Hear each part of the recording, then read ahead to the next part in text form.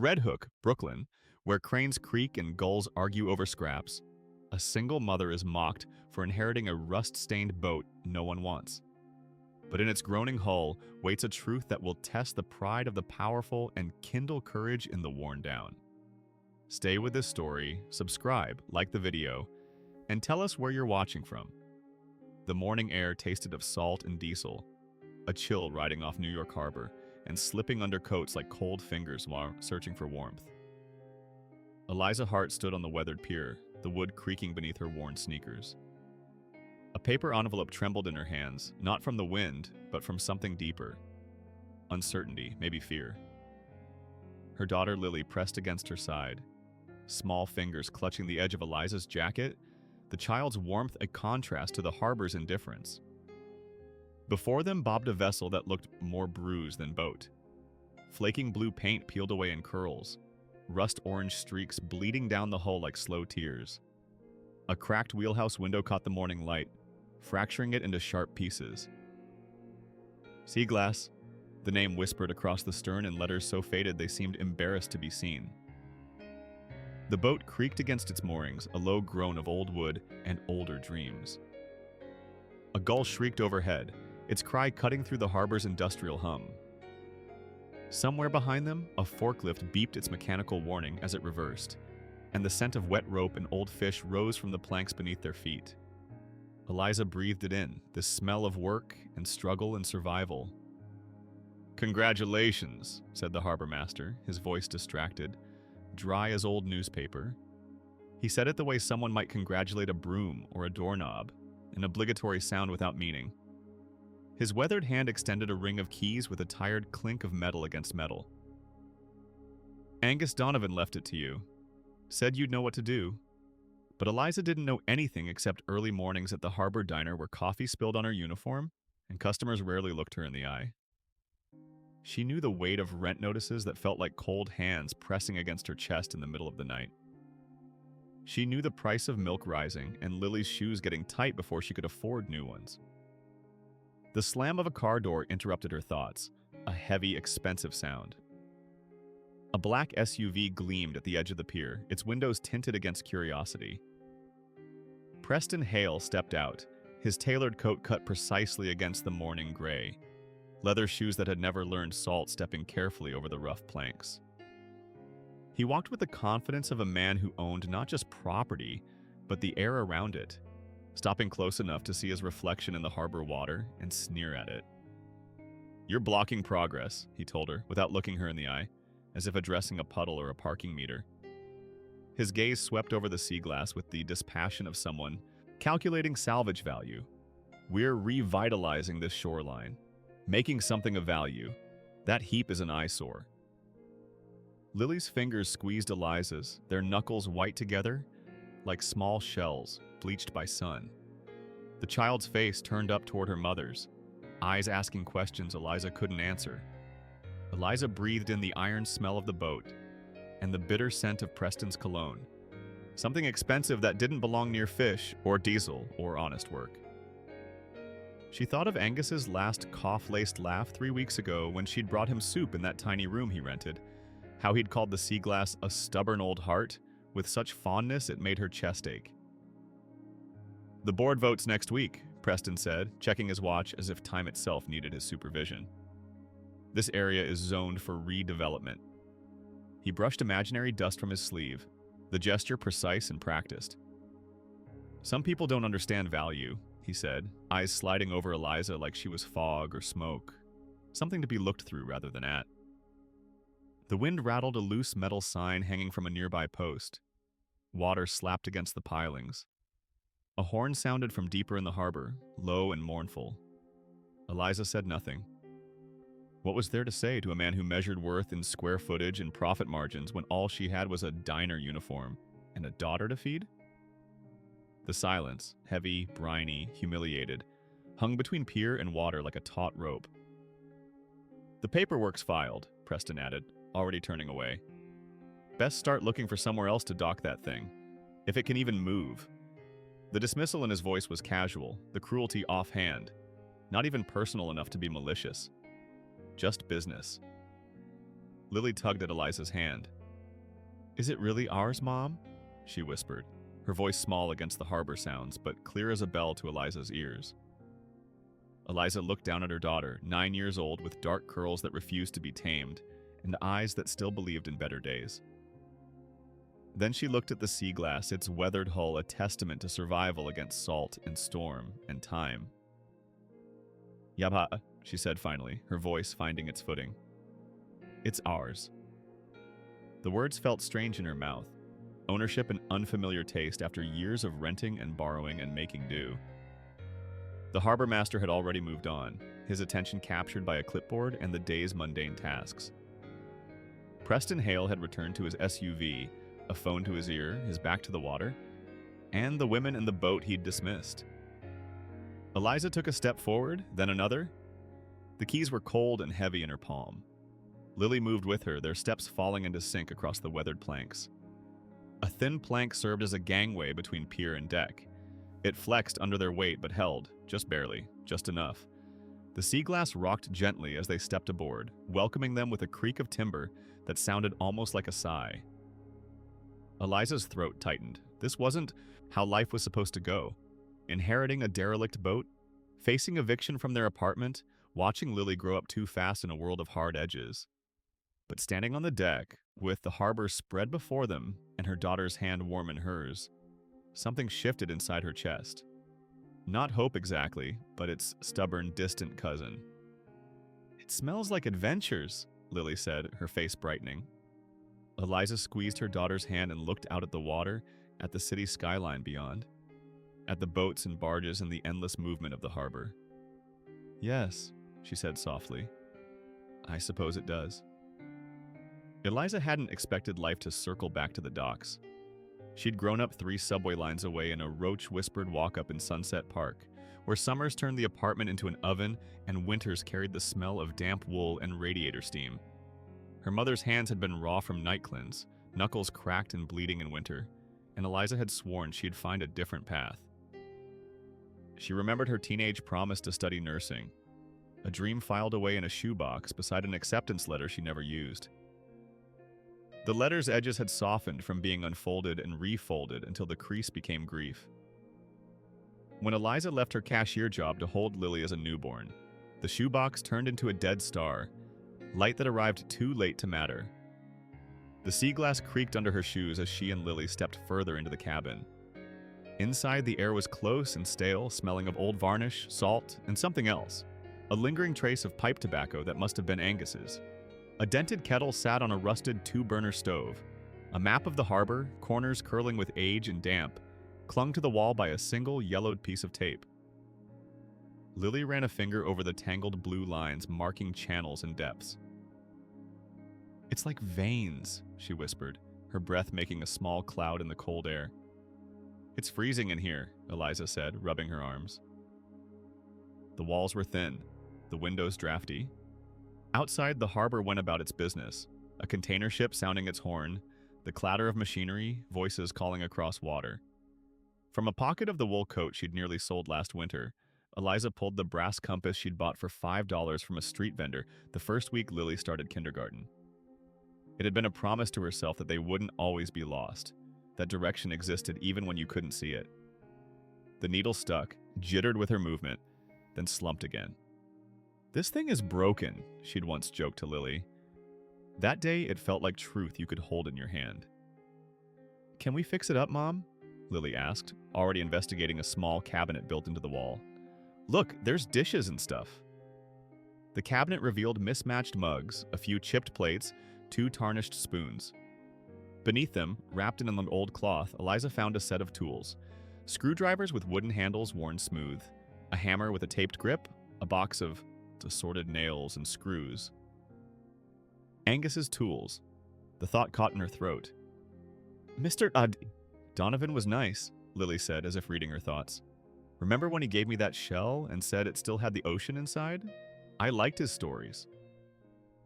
Eliza nodded, remembering the old man's gnarled hands, how they'd trembled, but still managed to tie knots and repair nets. He'd been a regular at the diner, always leaving a tip bigger than his meal despite her protests. When he got sick, she'd started bringing him soup after her shifts. sitting with him while he told stories of harbors from Nova Scotia to Key West. He said this boat was his home for 30 years, she told Lily, running a hand along the worn counter. It was hard to imagine living in such a small space, harder still to imagine it being home. Yet something about the sea glass felt honest in a way their apartment never had. As if every scratch and dent was earned rather than inflicted. They spent the afternoon cleaning, opening windows to air out the musty cabin, scrubbing surfaces with vinegar Eliza had brought in her bag. The sharp smell stung their eyes, but cut through years of grime. Lily kept up a stream of stories as they worked. 9-year-old dreams about pirates and mermaids and secret treasure, the boat becoming a vessel for her imagination as much as for their bodies. "Maybe we can sleep here sometimes," Lily said later, laying her cheek against the warm wood of the small table after Eliza coaxed the stove to life. A small pot of soup bubbled, filling the cabin with a smell that began to overpower the vinegar and damp. Instead of the apartment, it's like camping but better. Eliza didn't answer immediately. The apartment in Red Hook houses was cramped and the super rarely fixed anything, but it was what they knew. This boat was an unknown, a gift she didn't understand from a man who'd seen something in her she couldn't name. From the pier, laughter floated across the water. Men in neon safety vests huddled around paper cups of coffee talking about bonuses from the developer. The word demolition carried on the wind, followed by clearance and prime real estate. Eliza felt a chill that had nothing to do with the harbor breeze. She held the compass tighter in her pocket. Over the years, she'd learned to carry hope in small, stubborn containers. A lunchbox packed with cheap apples instead of empty, a dollar store candle on Lily's birthday cake, a second-hand coat with deep pockets. And now, perhaps, a ship she couldn't afford to run, but couldn't bear to abandon. "Things can change," she told Lily, the words plain and serious, like setting a cup down on a table that doesn't wobble. That night, they returned to their apartment, but Eliza's thoughts stayed with the sea glass. She lay awake listening to Lily's soft breathing from the other side of the curtain that divided their single room. Thinking of Preston Hale's dismissive glance and Angus Donovan's faith the ceiling had a water stain shaped like a question mark. Morning came with the sound of garbage trucks and someone arguing in the hallway. Eliza made oatmeal on their hot plate while Lily dressed for school, both of them moving through the routine with the precision of long practice. But something had shifted, a current running beneath the surface of their days. "Can we go back to the boat after school?" Lily asked, zipping her backpack. "I want to show Rosa." "She doesn't believe we have one." "It needs a lot of work," Eliza cautioned, but she was already calculating how many hours before her evening shift, how much cleaning they could do, whether the hardware store had discounted paint. At the diner, she moved between tables with coffee and plates of eggs, but her mind kept drifting to the harbor. Maritza, working the grill, noticed her distraction. "You okay, girl? You look like you're somewhere else today." Eliza hesitated, then told her about Angus and the inheritance. Maritza's eyes widened. "A boat?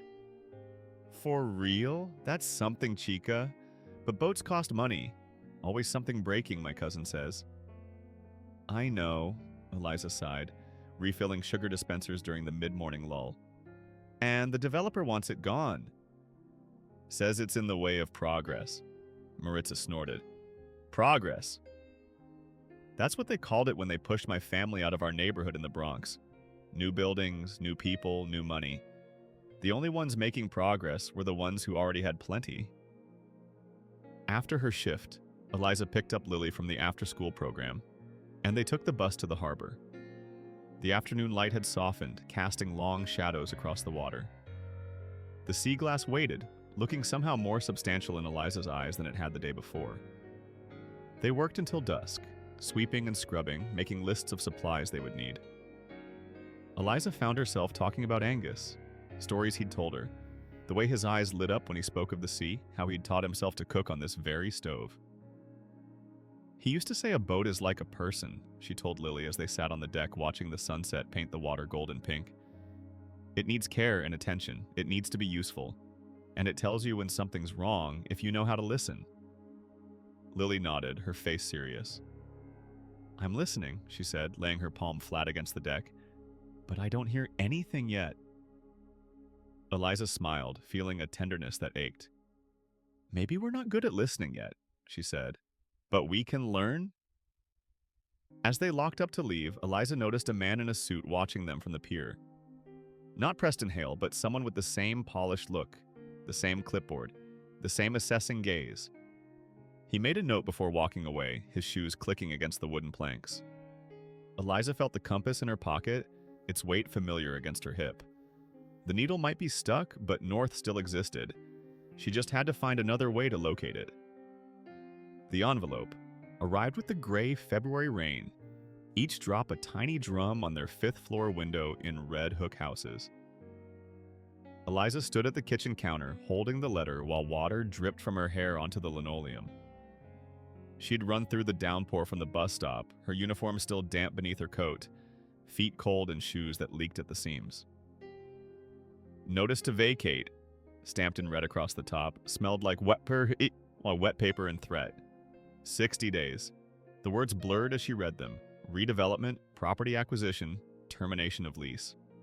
The language was cold and official, making their 5 years in this apartment sound like a clerical error that needed correction.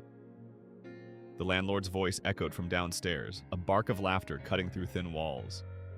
The radiator clanged like a stubborn bell that kept time but gave no heat. Lily would be home from school soon, asking questions Eliza couldn't answer.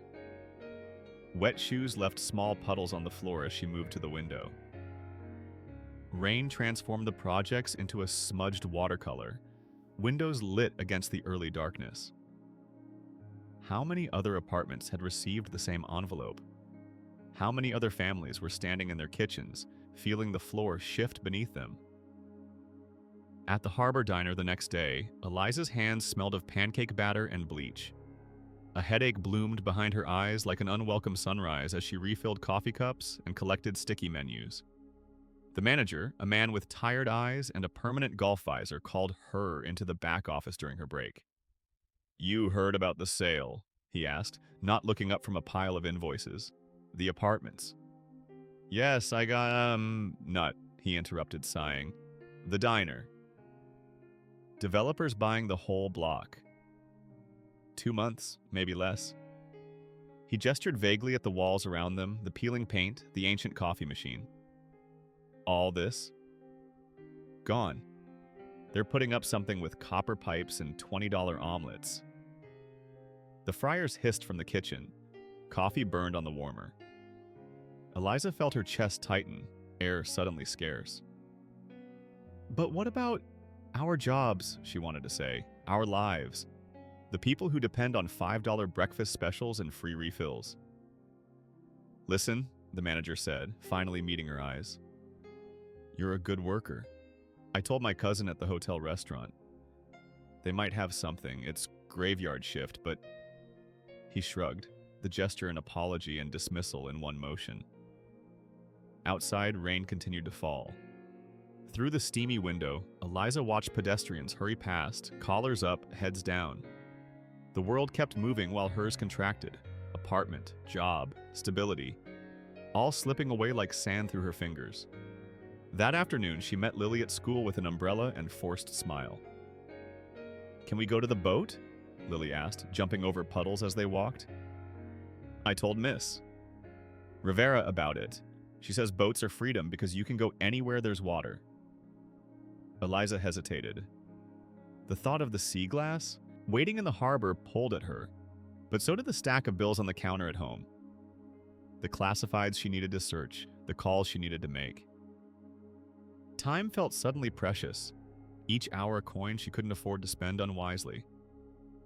"Just for a little while," she agreed finally, watching joy bloom on Lily's face. "We need to check if the rain got in." The harbor smelled different in the wet, saltier, raw, the usual diesel notes, diluted by clean water from the sky. The sea glass rocked gently at its mooring, rain beating on its freshly scrubbed deck. Over the past weeks, they'd made small improvements. New caulking around the worst leaks, clean curtains at the tiny windows, a second-hand rug to cover the worn floor in the cabin. As they approached, Eliza noticed something new. A bright orange notice taped to the wheelhouse door. Her stomach dropped before she even read the words. Some warnings come in colors the body recognizes before the mind understands. Harbor Authority Notice. The paper declared in bold type, "Unregistered, abandoned vessels." Below was a list of requirements: current registration, proof of seaworthiness, mooring fees paid in advance. A deadline glared in red: 30 days. Eliza peeled the notice off carefully, folding it into her pocket as Lily ran ahead into the cabin. Rain pattered on the roof as they huddled inside, the small space growing steamy from their wet clothes and breath. Eliza lit the stove for warmth while Lily arranged shells she'd collected along the narrow shelf they'd installed. "Mom, look what I found," Lily called, pulling a dusty book from beneath the small berth. "It has pictures of boats and maps and stuff." Eliza took the book, a logbook, its cover faded canvas, pages wavy with old damp. Inside, Angus's handwriting filled the margins around printed tide tables and harbor charts. Notes about weather, about good fishing spots, about repairs needed and completed. A record of a life afloat, practical and poetic in equal measure. October 4th, Lily read slowly from one page. Dawn like a bruise. Harbor glassy until noon. 3 dolphins off the point, heading east. She looked up at Eliza. "What's a bruise like dawn mean?" "It means," Eliza began, then stopped, looking out the small window at the gray day. "It means the sky was dark, but changing. Purple and blue and a little yellow, maybe. Like a bruise when it's starting to heal." Lily nodded, satisfied, and turned the page. Eliza watched her daughter's profile in the dim light. The serious set of her mouth, the slight furrow between her eyebrows as she concentrated on Mariah. 9 years old and already so determined to understand the world. So willing to believe in boats that offered freedom. A knock on the hull startled them both. Eliza opened the cabin door to find Preston Hale standing on the pier, umbrella held precisely over his head, the same clipboard-carrying assistant beside him. Behind them, a crane swung a steel jaw over the water, its chains ringing dully in the damp air. "Miss Hart," Hale said, his voice carrying the practiced concern of someone delivering bad news they secretly relish. "I see you've received the harbor notice." Eliza said nothing, one hand still on the doorframe, rain speckling her sleeve. "We're clearing derelicts from this section," the assistant announced, tapping a list on his clipboard. "New regulations. Safety concerns, environmental compliance." His words had the mechanical quality of something rehearsed. "The Sea Glass isn't derelict," Eliza said, the boat's name feeling strange in her mouth, acclaiming. "Perhaps not technically," Hale conceded with a thin smile, "but there are fees for mooring, fines for non-compliance, insurance requirements." He gestured to the harbor around them where other small vessels bobbed. Fishing boats, a few pleasure craft, a houseboat with geraniums and window boxes.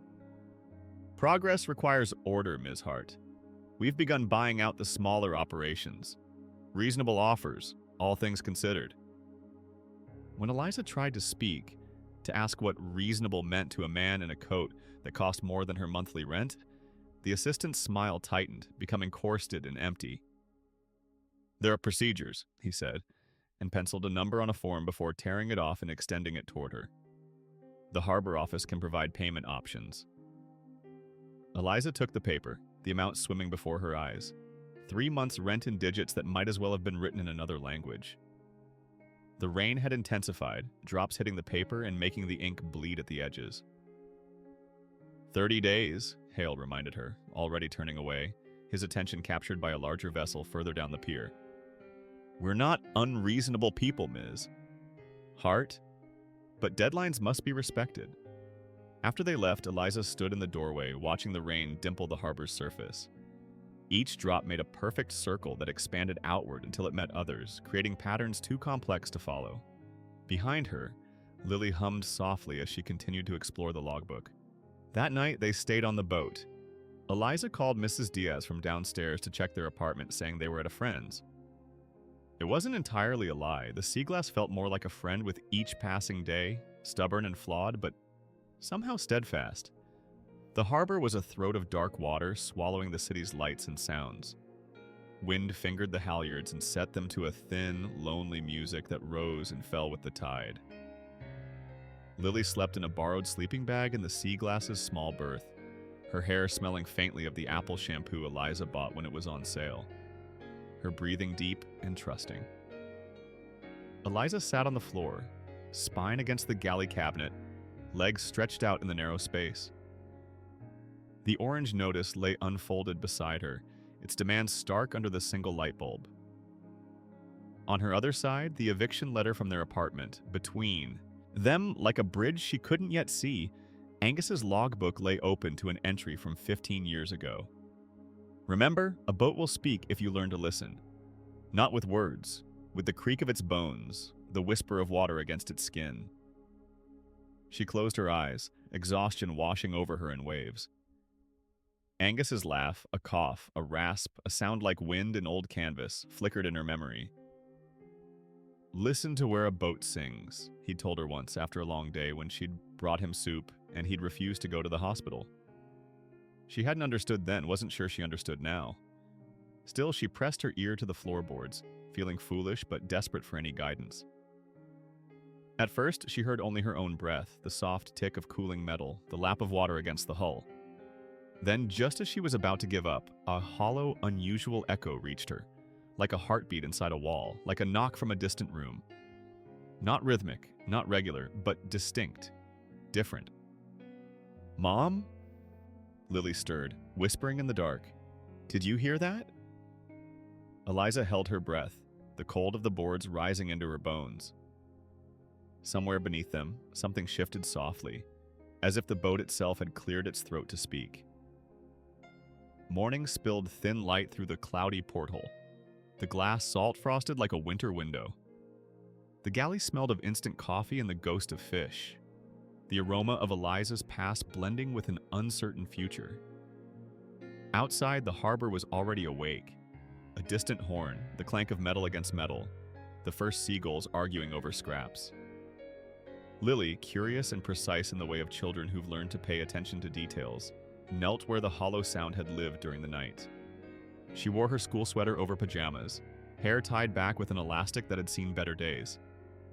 "Here," she said, tapping the floorboard with a knuckle, a woodpecker rhythm, deliberate and questioning.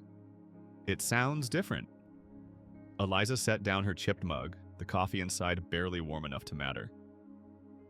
Sleep had been elusive, her dreams filled with eviction notices that grew until they covered the sky. She joined Lily on the floor, her knees protesting from years of diner shifts, and pressed her palm against the wood.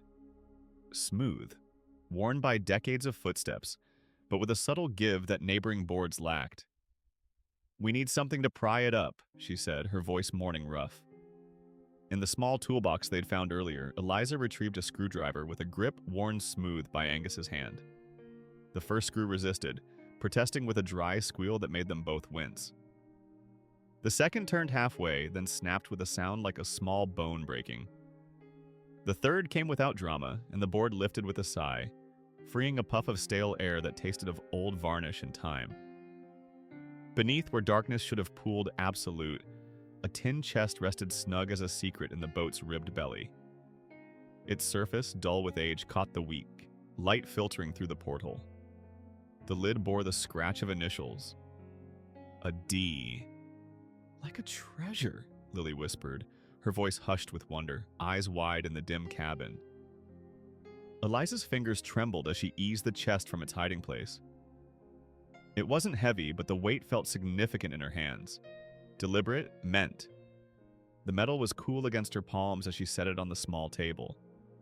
The clasp was simple but tight with disuse. It took both the screwdriver's edge and her thumbnail, breaking in the process, before it released. "Nai!" A bundle of papers wrapped in oilcloth. Wax seals dulled, but intact. A brass key on a faded ribbon. A small notebook bound in cracked leather filled with Angus's crabbed script. On top lay a letter addressed simply to Eliza Hart in the same blue ink that filled the diner order pads. The envelope bore coffee stains and a thumbprint, evidence of hesitation, perhaps, or the tremor that had claimed Angus's hands near the end.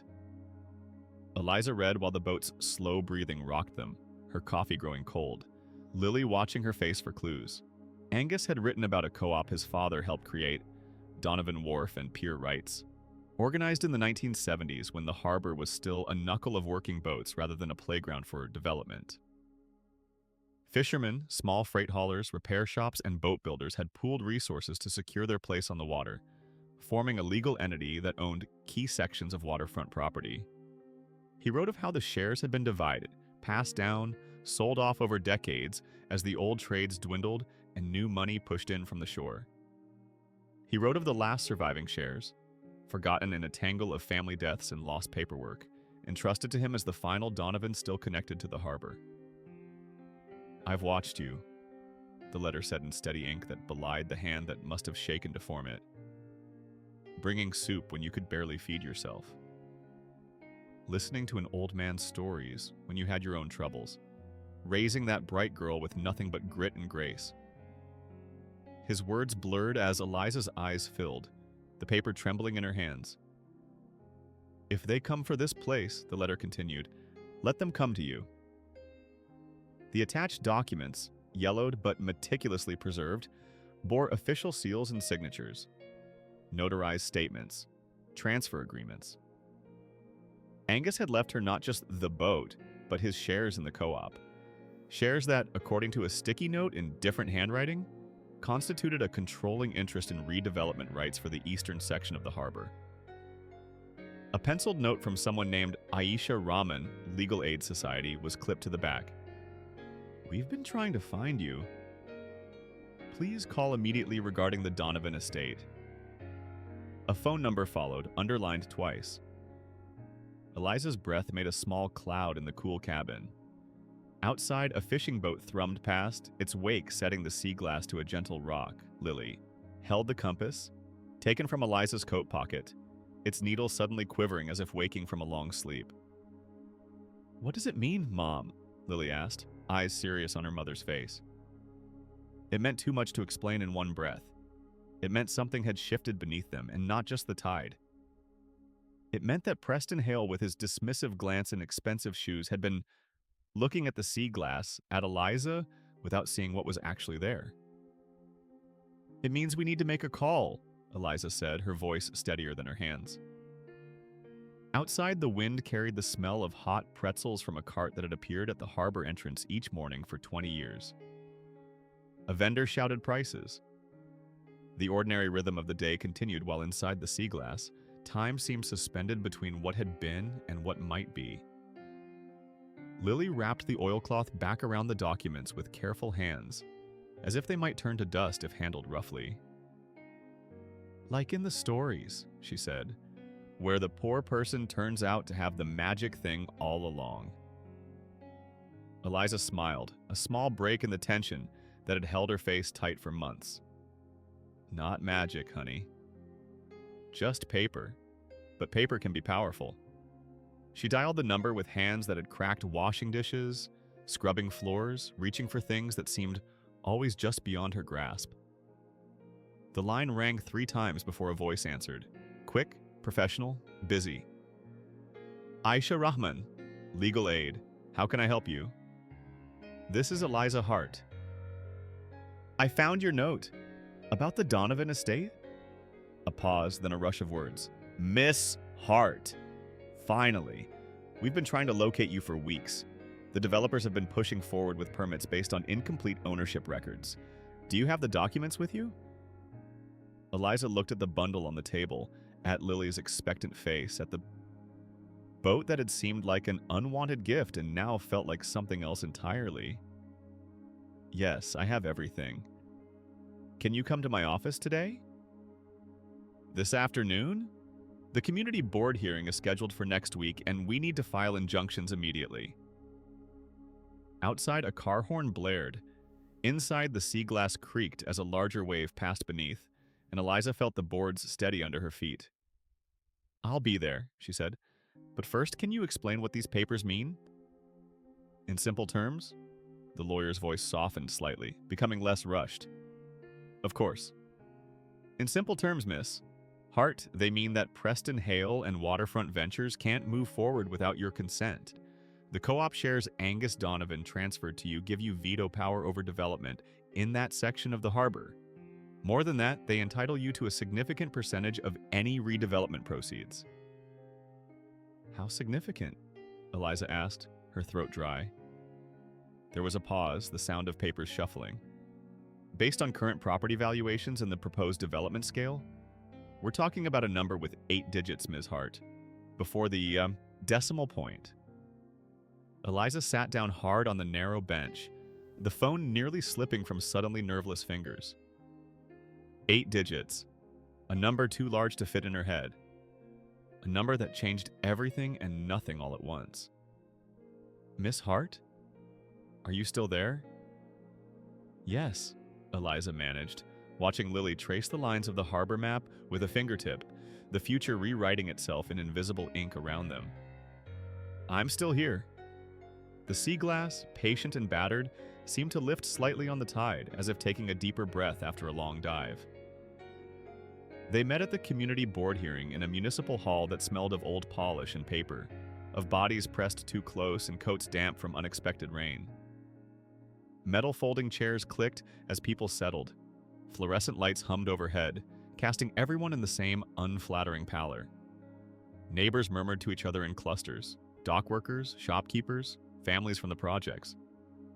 Cameras from small local outlets blinked their red dots in the back of the room, more interested than usual in a routine zoning meeting. Preston Hale stood near a poster display of glossy renderings, glass towers reflecting an obedient blue sky, the waterway neatly domesticated into a backdrop for luxury. His tie was a narrow blade of silk, his smile practiced to the point of automation. Beside him, a woman in architect's glasses gestured to the images, speaking emphatically to a bored-looking board member. Eliza sat in the third row, Lily beside her with a book open but unread in her lap. The girl's sneakers, freshly washed but still bearing the ghost of old stains, swung above the linoleum floor. Eliza wore her only dress that wasn't for waitressing, navy blue with small white dots, bought 3 years ago for a job interview she hadn't gotten. It felt like a promise rather than a compromise today, like armor rather than apology. Aisha Rahman sat on Eliza's other side, her suit plain and immaculate, her briefcase battered but good leather. Unlike Hale's entourage with their coordinated colors and identical portfolios, Aisha carried her authority in her eyes, bright with the sort of patience that can cut steel when needed. Remember, she whispered to Eliza as the board chair called the meeting to order, you don't need to say much. The documents speak for themselves, but Eliza had spent the week preparing words that needed saying, rehearsing them to the bathroom mirror, to Lily while braiding her hair, to the ceiling during sleepless hours. They sat ready now on her tongue, neither bitter nor sweet, but necessary. The first hour dragged through procedural matters and minor variance requests. A bodega owner wanted to expand his coolers. A church needed parking exceptions. A family sought permission for a mother-in-law apartment. The board's attention drifted in and out like poor radio reception. When they finally reached the harbor redevelopment proposal, the energy in the room shifted. Backs straightened. Phones were put away. This was what most had come to hear, the plan that would remake their waterfront, for better or worse. Hale's presentation was slick as an oil spill and just as appealing. Jobs promised. Tax revenue projected.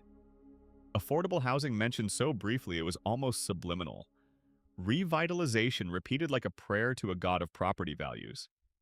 The existing structures are largely derelict, he said, gesturing to before and after slides showing the working harbor transformed into something from a travel brochure. Eyesores that serve no economic purpose. Our plan brings this neglected area into the 21st century. Board members nodded, some taking notes, others simply waiting for their chance to look engaged for the cameras. The chair, a woman with steel-framed glasses and a no-nonsense blazer, checked her watch. We'll now hear opposition comments, she announced. Please keep remarks to 3 minutes. An elderly man spoke about fishing access, a small business owner worried about rent increases. A woman from the projects raised concerns about displacement that were met with reassurances about relocation assistance. Their voices formed a current of doubt that seemed to break against the seawall of inevitability Hale had constructed. When Aisha's turn came, she approached the long table that trembled slightly with each passed hand.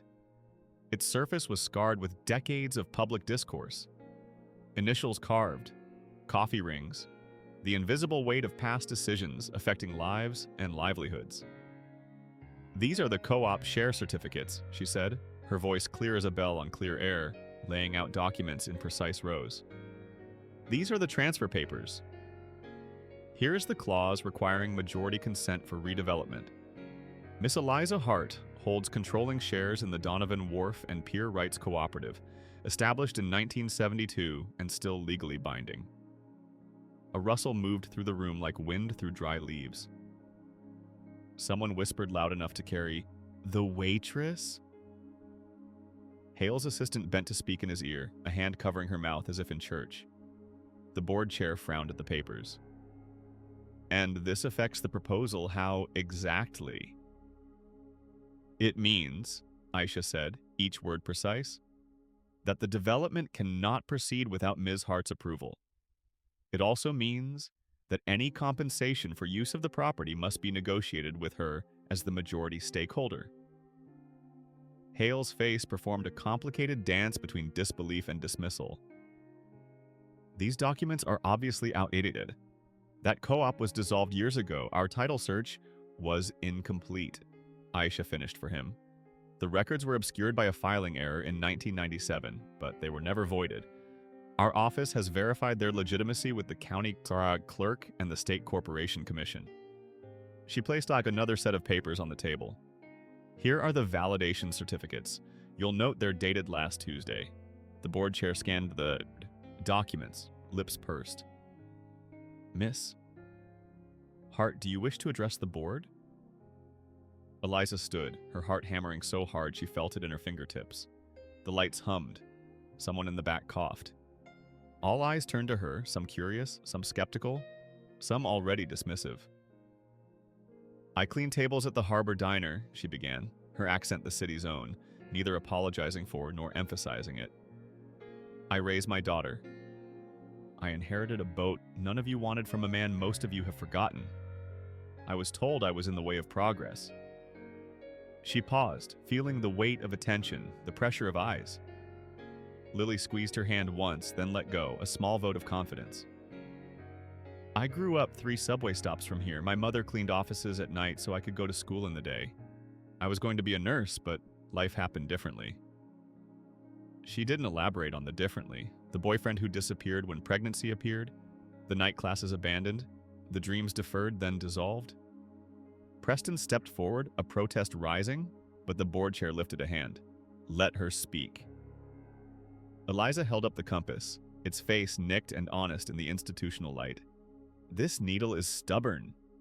It trembles and sticks, but it still knows where north is.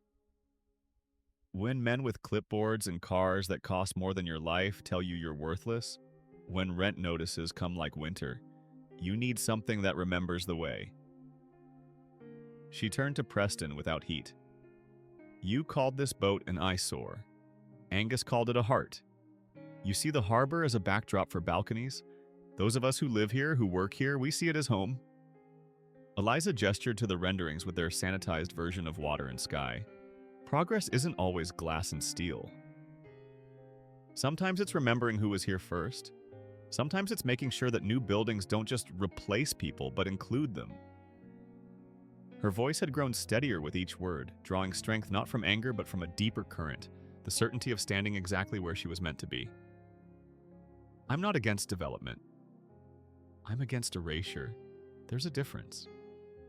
Aisha stepped forward again, summarizing the valuation, the buyout obligations, the compensation structure. The number that finally emerged tightened throats around the room. $125 million. Not a weapon, a weight, a tide turning.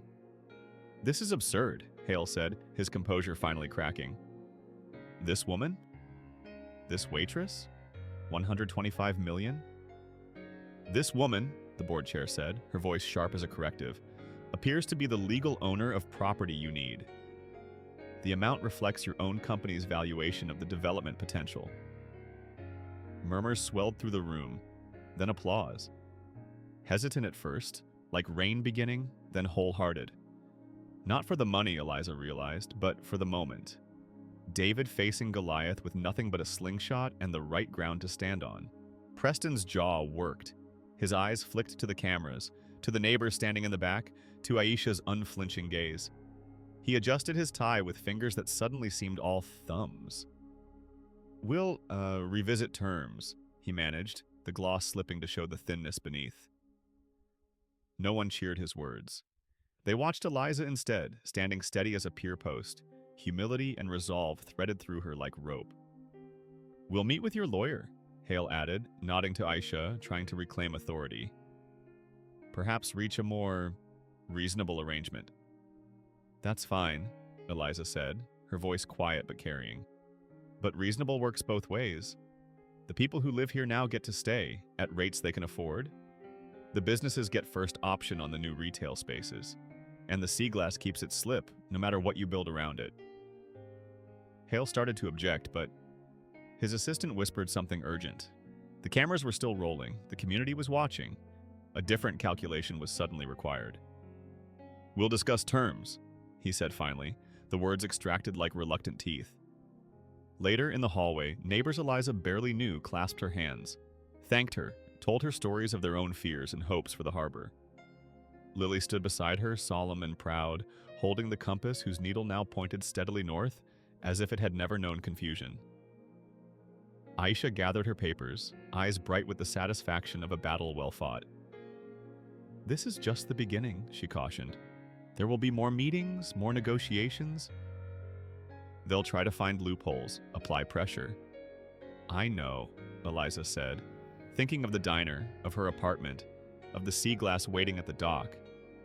"But now they have to see me." Really see me, that's something.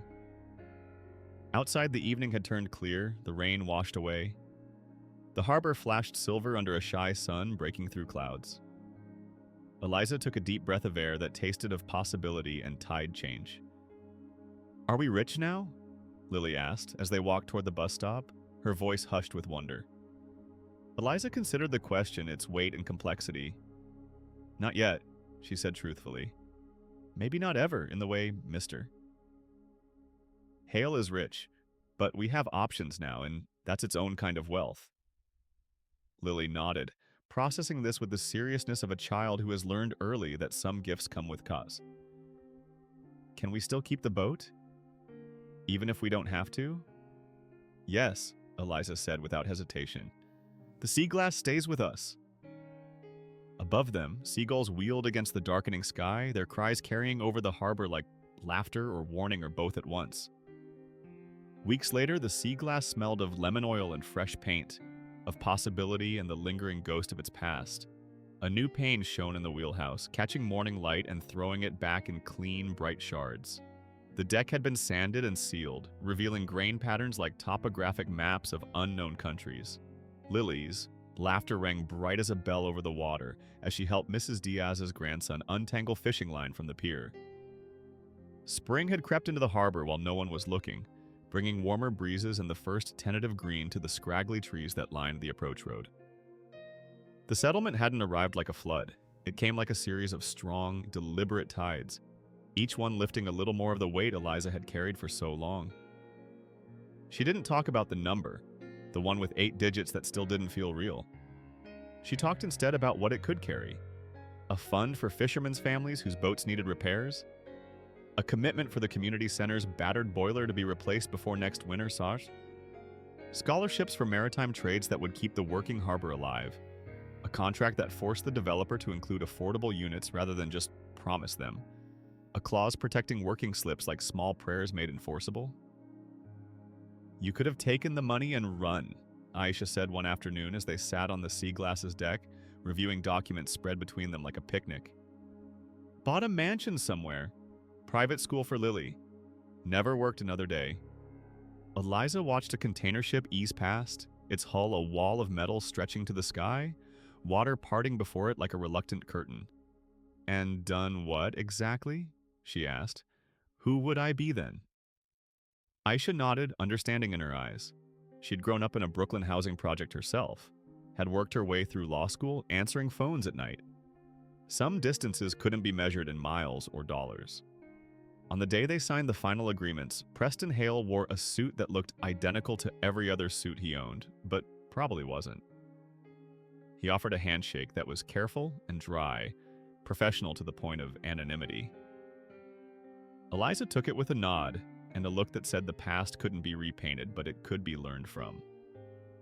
She had chosen not to humiliate him, not to spike footballs or dance in end zones. There had been enough humiliation in this story already. Cameras clicked. Reporters asked questions she answered simply, without embellishment. The air in the conference room smelled of hot coffee and printer ink and expensive cologne and democracy, messy, imperfect, but working for once as intended. The revised plans look promising, Preston said, gesturing to renderings that now showed a mix of glass towers and renovated older structures, public walkways and working docks preserved. We believe this balanced approach will benefit everyone. What he didn't say, that his profit margins had thinned, that his investors had grumbled, that compromises had been extracted rather than offered.